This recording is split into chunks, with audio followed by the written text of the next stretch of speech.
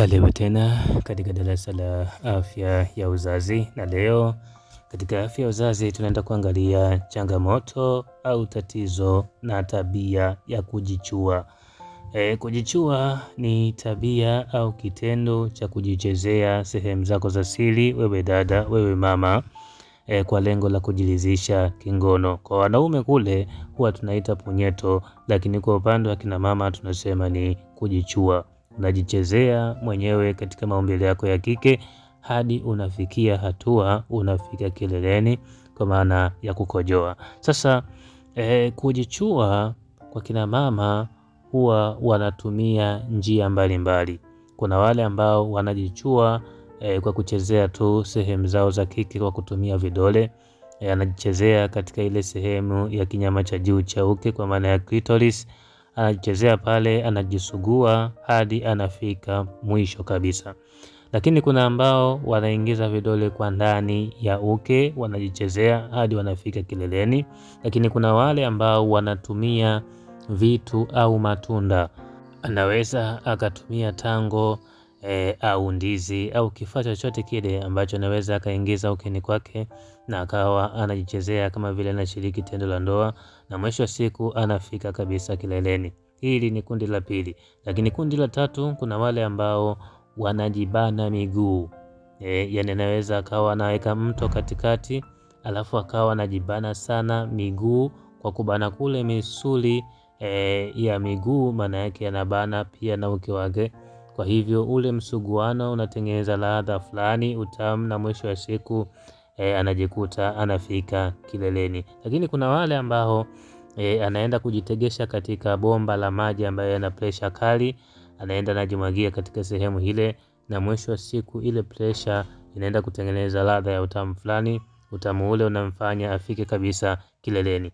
Aina zote za kujichua zina madhara yake ambayo wewe mama unatakiwa uyafahamu mapema, ili kama umeathirika nayo basi utafute tiba mapema. Sasa madhara ya kujichua, jambo la kwanza kabisa, utapoteza hisia halisi za tendo la ndoa.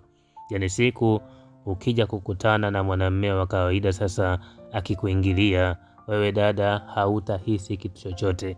Yani hata akuchezee, akushike wapi, akikuingilia hautapata hisia wala msisimko wa tendo hilo. Yani sawa tuna mtu ambaye ameshika gogo, hakuna msisimko wote wala hisia ambayo unaipata. Haya ni madhara ya kisaikolojia, kwa sababu tayari mwili wako umeshindwa kumtambua mwanamume. Wenyewe akili yako inafahamu ya kwamba ukijiingiza kitu au ukijichezea wewe mwenyewe ndipo kuna raha fulani itatengenezeka. Lakini madhara ya pili ni kupata maumivu wakati wa kushiriki tendo la ndoa. Yani itafika hatua mwenzi wako anapokuingilia ukeni kunakuwa kukavu sana, kwa sababu hakuna hisia yoyote ambayo unaipata, na ukavu huu unafanya uweze kupata maumivu makali katika maeneo hayo. Lakini madhara mengine ni uke kulegea. Unapokuwa unachezea maumbile yako hayo, fahamu ya kwamba unaichosha ile misuli ambayo ipo katika uke wako. Kwa kuchoka kwa misuli hii, itafika hatua basi uke wako utakuwa ni legevu sana. Ndipo pale unaanza kupata dalili za uke kutoa hewa kwa maana ya kujamba kupitia ukeni. Lakini hata unaposhiriki tendo la ndoa na mwenzi wako, yani anapokuingilia, basi unakuwa hauhisi kitu chochote kile, kwa maana inakuwa kama vile umedumbukiza kitu kidogodogo sehemu ambayo ina bwawa kubwa la maji. Kwa hivyo hakuna kitu chochote ambacho kitakuwa na reaction sehemu ile. Kwa hivyo ulegevu wa uke ni matokeo ya kujichua muda mrefu, na ikifikia hatua hiyo tunasema umeathirika. Lakini madhara mengine ni kukosa ute wa uzazi.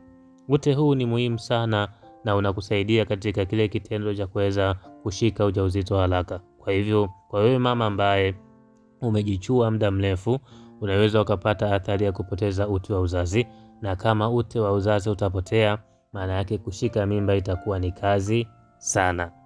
Kwa hivyo kama umekuwa na tabia hii ya kujichua, leo unatafuta ujauzito, unaona mimba haingii kwa wakati, basi fahamu ya kwamba kile ambacho ulikuwa nakifanya yawezekana kimetengeneza athari ya namna hiyo. Lakini madhara mengine, kufika kileleni ni kazi sana. Yaani ukishiriki tendo la ndoa na mtu wa kawaida hautaweza kufika kileleni. Kwa nini? Kwanza hautakuwa na hisia.